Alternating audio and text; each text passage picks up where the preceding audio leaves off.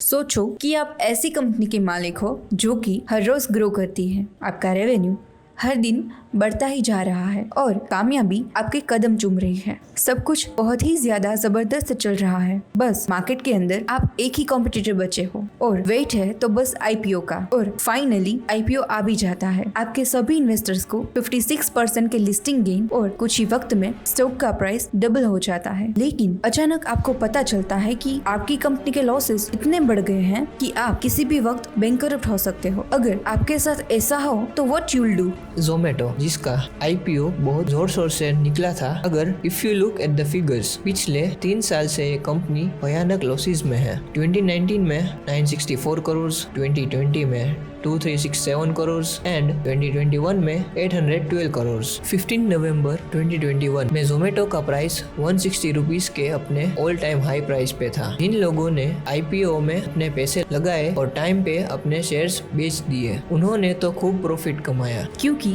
आज जोमेटो का प्राइस उसकी इशू प्राइस से भी नीचे आ गया है। पर सवाल ये है कि अगर लोगों को शुरुआत से ही कंपनी के अंदर इतने सारे लॉसेस नजर आ रहे थे तो फिर लोगों ने जमकर इतना पैसा आईपीओ के अंदर क्यों लगाया? आखिर जोमेटो जैसे जबरदस्त फूड डिलीवरी स्टार्टअप की ऐसी हालत कैसे हो गई? क्या जोमेटो बैंकरप्ट होने वाली है? एंड मोस्ट इम्पोर्टेंट थिंग कि आज हम इस केस स्टडी से वो कौन से पावरफुल बिजनेस लेसन्स हैं जो सीख के अपने खुद के बिजनेस में अप्लाई कर सकते हैं। Zomato it's complicated. ऐसा इसलिए है क्योंकि आज भी हम में से ज्यादातर लोग जोमेटो को सिर्फ एक फूड डिलीवरी स्टार्टअप के तौर पर ही जानते हैं। और यही रीजन है कि हम लोग कंपनी के बारे में तो जानते ही है, लेकिन हाइपर लोकल डिलीवरी इकोसिस्टम के बारे में नहीं। जोमेटो के साथ में उसके सारे कॉम्पिटिटर्स में से ऐसी कोई भी कंपनी नहीं है जिसको आज तक किसी भी तरह का कोई प्रॉफिट हुआ हो। And there are many chances कि ये सब बिजनेस स्टार्टअप आने वाले आगे के सालों में भी प्रॉफिट नहीं कमा पाएंगे। लेकिन ऐसा क्यों? और इतना प्रॉफिट ना होने के बावजूद इतने सारे इन्वेस्टर्स इन सब कंपनीज में इतना सारा पैसा क्यों लगा रहे हैं? वेल, इस बात को समझने और जानने के लिए आपको इन 4 चीज़ों के बारे में जानना बहुत ज़रूरी है। नंबर 1 है कि आखिर जोमेटो का बिजनेस मॉडल क्या है और ये काम कैसे करता है। नंबर 2, और वो कौन सी ऐसी प्रॉब्लम्स है जो कि इस वक्त डिलीवरी इकोसिस्टम के अंदर आ रही हैं। नंबर 3, कि कंपनी के वो कौन से और कैसे फ्यूचर प्लान हैं जो नॉर्मल जनरल पब्लिक को बेचे गए थे। एंड 4th एंड फाइनल, कि कंपनी का गेम प्लान आखिर है क्या। तो in very simple words, Zomato इन 6 तरीके से पैसे कमाते हैं। Number 1, delivery charges. Number 2, commission from restaurants. Number 3, advertising for restaurants. Number 4, subscription. Number 5, hyper pure. And last and most importantly, consulting services for restaurants. 2021 में कोविड के बाद जोमेटो को अपने सभी ऑर्डर में 75% का जंप मिला और जोमेटो अपना रेवेन्यू पिछले साल से डबल कर दिया है। आई नो कि वॉट यू आर थिंकिंग कि अगर ऐसा है तो इनका स्टॉक प्राइस डेली बेसिस पे क्यों गिरता जा रहा है। तो अंडरस्टैंड दिस वेरी केयरफुली। ये 2021 के जोमेटो के यूनिट इकोनॉमिक्स है, जिसके अंदर लोगों को दिखाया गया कि भले ही कंपनी ओवरऑल लॉसेस में हो, लेकिन ऑन पर order basis unit economics profitable है। इस चीज को देखकर ही बहुत सारे लोगों ने जोमेटो के आईपीओ के अंदर इन्वेस्ट करा। लेकिन इस सब के बीच hyper local food delivery space के बारे में ऐसी कई सारी बातें थी जो कि सारे लोगों से छुपाई जाती थी। That is dynamism of gig economy. Gig economy यानी एक ऐसी इकोनॉमी जहां परमानेंट जॉब ना लेकर कॉन्ट्रैक्ट बेसिस पर और फ्रीलांस बेसिस पर अलग अलग कंपनी के लिए काम करते हैं। ओला, उबर, स्विगी, जोमेटो, डंजो, ब्लिंकिट, ये सभी कंपनीज या तो आपको ट्रैवल या हाइपर लोकल डिलीवरी सर्विस देती है। तो अगर आप ओला लेकर किसी एक से दूसरी जगह पर जाओ या स्विगी से आप कोई खाना मंगवाओ, तो जो फाइनल बंदा है जो कि आपको सर्विस रेंडर करता है वो इन कंपनीज का एम्प्लॉय कभी भी होता ही नहीं। तो अगर आसान भाषा में बात करें, चाहे ओला का ड्राइवर हो या जोमेटो का डिलीवरी बॉय, इन सभी कंपनीज के लिए कॉन्ट्रैक्ट वर्कर्स हैं, इनके एम्प्लॉयज नहीं। जिसके चलते इन कंपनीज को ये 3 पावरफुल एडवांटेजेस मिलते हैं। Number 1, no fixed liabilities. इन कंपनी की कोई लायबिलिटीज़ नहीं होती इन कॉन्ट्रैक्ट वर्कर्स की तरफ। Number 2, no appraisals. जब भी आप किसी एम्प्लॉयज़ को हायर करते हो तो आपको कुछ टाइम के बाद उनकी सैलरी बढ़ानी ही पड़ती है अगर बिजनेस को ग्रो करना है तो। लेकिन इस केस में क्योंकि ये कॉन्ट्रैक्ट वर्कर्स हैं तो इनका पे कभी नहीं बढ़ाया जाता। और number 3, no employees benefit expenses. Generally companies को एम्प्लॉय बेनिफिट्स के लिए काफ़ी सारे एक्सपेंस करने पड़ते हैं, जैसे कि इंश्योरेंस, ग्रेच्युटी, प्रोविडेंट फंड। ये सारी चीज़ें कंपनीज को नहीं करनी पड़ती क्योंकि इनके साथ काम करने वाले लोग इनके कॉन्ट्रैक्ट वर्कर्स हैं। लेकिन इस चीज़ के चलते ये कंपनीज एक पावरफुल एडवांटेज पे बैठी है। वहीं दूसरी तरफ कंपनीज को बहुत ज़्यादा प्रॉब्लम्स भी फेस करनी पड़ती हैं, जैसे कि अगर हम हाइपर लोकल डिलीवरी सिस्टम की बात करें तो ये 2 मेजर प्रॉब्लम्स फेस करने पड़ते हैं। Number 1, unhappy delivery staff. Zomato delivery boy के साथ बात करके we got to know that Zomato delivery boy को उनके टारगेट के बेसिस पे पैसे मिलते हैं, पर there is a twist. Let's see ये कैसे काम करता है। हर एक डिलीवरी बॉय को अपने टच पॉइंट मीट करने पर पैसे मिलते हैं। रेस्टोरेंट से लेके कस्टमर्स के घर तक यहाँ 2 टच पॉइंट हो जाते हैं। अगर किसी डिलीवरी बॉय को 200 रुपये कमाने हैं तो उसे मिनिमम 24 टच पॉइंट टच करने पड़ेंगे, which is close to 12 deliveries. So अगर किसी जोमेटो डिलीवरी बॉय बनकर 500 रुपये कमाने हैं तो मिनिमम 30 डिलीवरीज करनी पड़ेगी। दैट टू अगर इनमें से कोई भी ऑर्डर्स कैंसिल ना हो तो, जो कि क्लोज टू इम्पॉसिबल है। I know what you are thinking.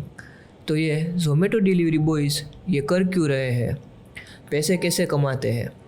In reality ज़्यादातर जोमेटो बॉयज़ अभी तक इंसेंटिव बोनस पर ज़िंदा है। लाइक मान लो कि आपने एक पर्टिकुलर टारगेट को हिट कर दिया। फॉर एग्ज़ाम्पल, एक जोमेटो डिलीवरी बॉय दिन के 240 रुपीज़ का टारगेट क्रॉस कर देता है अपनी अर्निंग्स का। उसके बाद उसे 80 रुपीज़ का बोनस दिया जाता है। लेकिन इसमें कैच ये है कि उनको ये इंसेंटिव बोनस तभी दिया जाएगा अगर वो रात के 11 बजे लॉग्ड इन रहेगा और 11 बजे तक काम करेगा। एक्चुअली में होता ये है कि ये चीज़ ऊपर ऊपर से देखने में बहुत ही ज़्यादा अच्छी एंड प्रॉफिटेबल नज़र आती है, लेकिन रियलिटी तो ये है कि सिर्फ 300 रुपये का बोनस कमाने के लिए एक जोमेटो डिलीवरी बॉय को मिनिमम 200 रुपये का तेल जलाना पड़ता है। लेकिन इस सिस्टम में एक और बहुत ज़्यादा बड़ी प्रॉब्लम है जो कि इस वक्त बहुत ज़्यादा डिलीवरी बॉय फेस कर रहे हैं, जो कि ज़्यादातर लोगों को मालूम ही नहीं है। सो बेसिकली जोमेटो अपने डिलीवरी बॉयज़ को पर किलोमीटर ट्रैवल करने का 4 रुपीज़ देती है। So for an example, restaurant से लेके कस्टमर के घर तक डिस्टेंस 5 किलोमीटर हो जाता है, जिस चीज़ के लिए जोमेटो डिलीवरी बॉय को 20 रुपये मिलेंगे। ये देखने में तो ठीक लगता है, बट सबसे बड़ी प्रॉब्लम तब आती है जबकि Zomato delivery boy tier 2 and tier 3 city के अंदर ऑपरेट करता है। क्योंकि ऐसे केसेस के अंदर जो रेस्टोरेंट्स है वो लोकल एरियाज़ के अंदर मौजूद नहीं होते। ज़्यादातर टीयर 2 एंड टीयर 3 सिटी के अंदर ये रेस्टोरेंट्स लोकल एरिया से थोड़े दूर होते हैं। सो इस केस के अंदर जोमेटो डिलीवरी बॉय पहले अपने लोकल एरिया से रेस्टोरेंट तक ट्रैवल करते हैं, जिसके लिए उसको अराउंड 4 किलोमीटर ट्रैवल करना पड़ता है। उसके बाद वो इस रेस्टोरेंट से खाना पिक करेगा और आपके घर तक डिलीवर करेगा, जिसका डिस्टेंस है 5 किलोमीटर। एंड फाइनली आपके घर तक खाना डिलीवर करने के बाद अपने लोकल एरिया में आएगा, जो कि है 4 किलोमीटर। सो इन टोटल एक जोमेटो डिलीवरी बॉय ने करीब करीब 4 + 4 + 5 यानी 13 किलोमीटर ट्रैवल किया। But you know what, Zomato इस डिलीवरी बॉय को सिर्फ और सिर्फ 5 किलोमीटर का ही पैसा देगा। क्यों? क्योंकि अकॉर्डिंग टू जोमेटो रेस्टोरेंट से लेके कस्टमर के घर तक सिर्फ और सिर्फ 5 किलोमीटर का ही डिस्टेंस है। तो ऐसे केस के अंदर जोमेटो डिलीवरी बॉय की कोई अर्निंग ही नहीं होती। और ये तो कुछ भी नहीं है।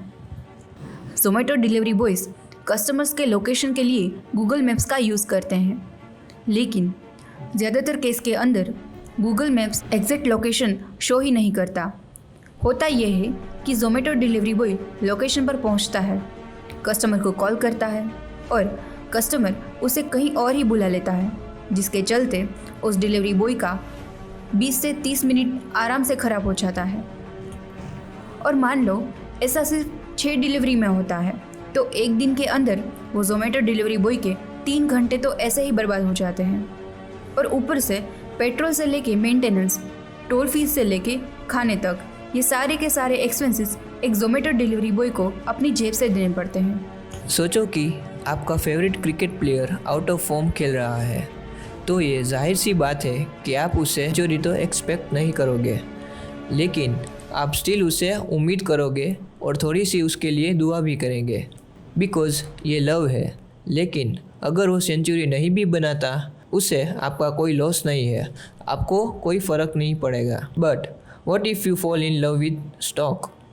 अब बात करें इनके सेकंड प्रॉब्लम की, that is exit barrier. Swiggy और ज़ोमेटो ये दोनों कंपनीज भी ज़ेप्टो से लड़ने के लिए 10 मिनट स्टार्टअप स्पेस के अंदर एंट्री ले चुके हैं, लेकिन देयर इज़ अ कैच, जहाँ पर ज़ेप्टो को खुद को एक्सपांड करने के लिए सिर्फ और सिर्फ डार्क स्टोर्स खोलने की ज़रूरत पड़ती है।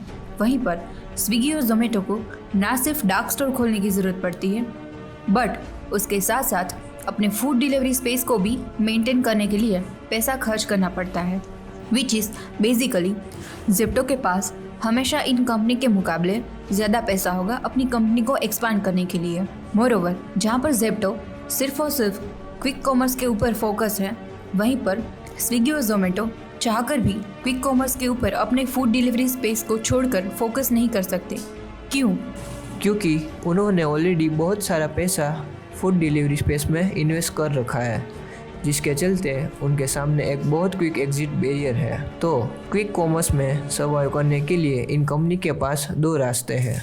10 मिनट में डिलीवरी करना आसान बात नहीं है, जिस चीज़ के चलते इन सारी कंपनी को हर 1 से 1.5 किलोमीटर स्पेस के अंदर अपना डार्क स्टोर ओपन करना पड़ता है। सो अगर इनको डिलीवरी टाइम कम करना है और अपने डिलीवरी पार्टनर्स की सेफ्टी को इंश्योर करना है, तो इन कंपनीज़ को हर 1 से 1.5 किलोमीटर तक डार्क स्टोर खोलना पड़ेगा, जिस चीज़ के लिए बहुत सारे पैसे लगते हैं। And number 2, exploit the workers, जो कि ऑलरेडी ये कंपनीज करती आ रही हैं।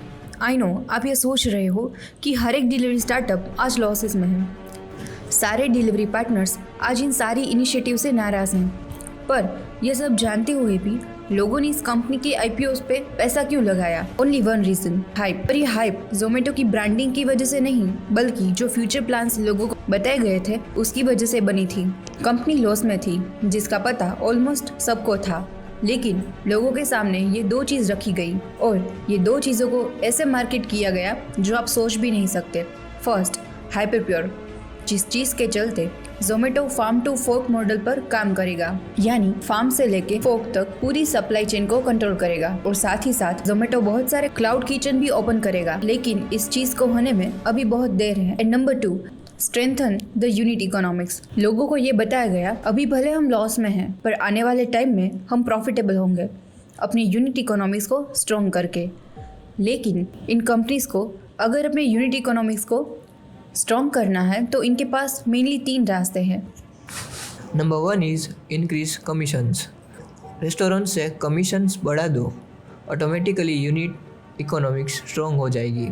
लेकिन इस केस के अंदर बहुत हाई चांसेस है काफ़ी सारे रेस्टोरेंट्स इस प्लेटफॉर्म से खुद को डिलिस्ट करके अपने खुद के एप्लीकेशंस लेके आ जाए, यानी फिर और कोई कॉम्पिटिटर मार्केट में आ जाए और उनके ऊपर शिफ्ट हो जाए।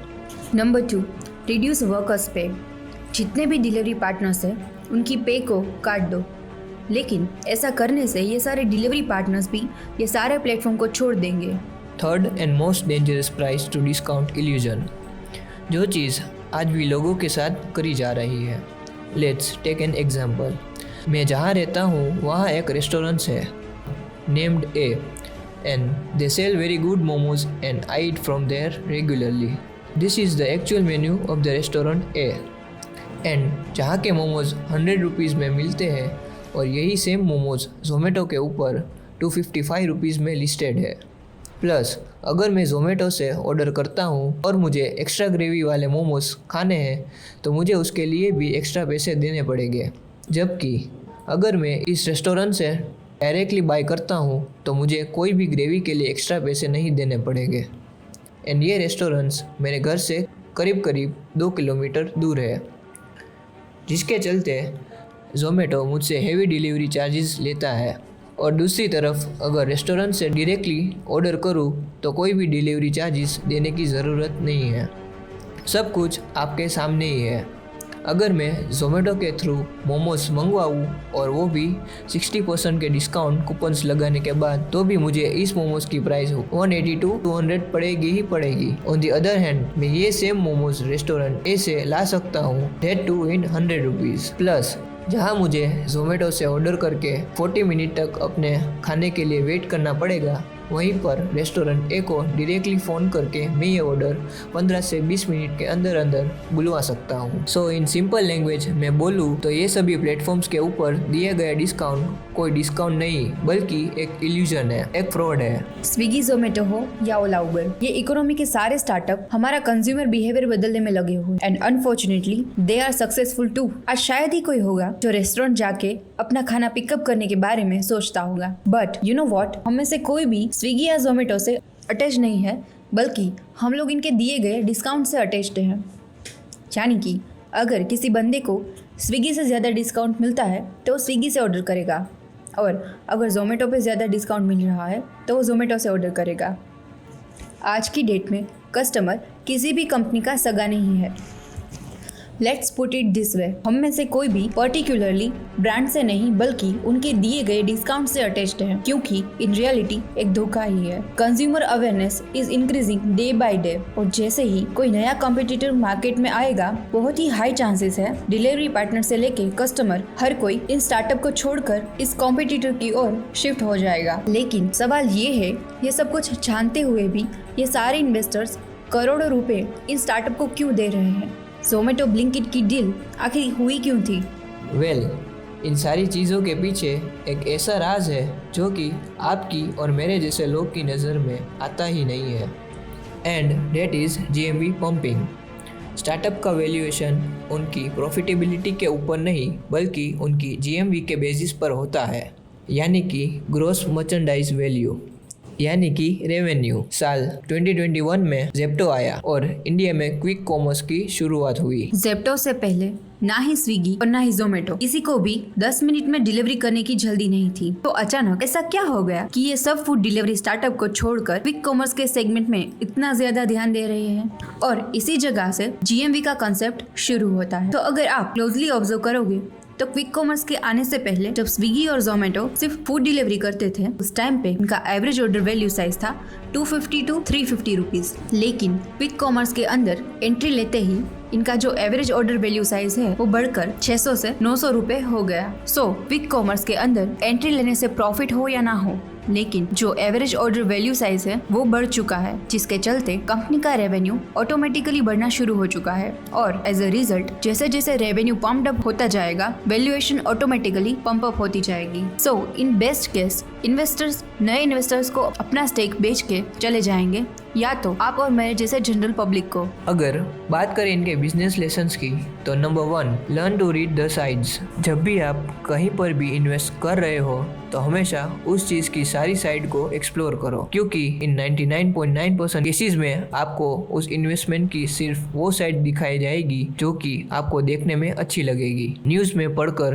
कि इस स्टार्टअप की इतनी वैल्यूएशन हो गई, कभी भी उस स्टार्टअप पे इन्वेस्टमेंट मत करो, बल्कि dig down and do your own research. जिसके साथ साथ आप उन लोगों से भी बात करो जो कि किसी ना किसी वे से उस स्टार्टअप के साथ जुड़े हुए हैं, क्योंकि वहाँ से आपको वो सच पता चलेगा जो आपको बताया नहीं जाएगा। Number 2, question everything and repeat. एक स्टार्टअप फंडिंग उठा रहा है तो क्यों? वो उसके साथ करने क्या वाला है? क्या जरूरत है इस स्टार्टअप को फंडिंग की? कोई स्टार्टअप दूसरे स्टार्टअप को बाई आउट कर रहा है, पर क्यों कर रहा है? आखिर इस डील के अंदर ऐसी कौन सी चीजें हैं जो हमें नहीं बताई जा रही? क्वेश्चन एवरीथिंग, क्योंकि इस चीज के चलते आपको ऐसी चीज जानने को मिलेगी जो ना कि आपसे छुपाई जा रही है, बल्कि आपको वो सारी चीजों के बारे में मालूम पड़ेगा जो किसी को भी मालूम नहीं है। So, I hope you guys like this case study. Stay tuned for the next one. अगर आपको ये वीडियो पसंद आई है तो इस वीडियो को लाइक एंड शेयर करें और आगे ऐसे ही इन्फॉर्मेटिव केस स्टडीज देखने के लिए हमारे चैनल को सब्सक्राइब करें। Press the bell icon to get all the notifications. Short videos देखने के लिए हमें इंस्टाग्राम पे फॉलो करें।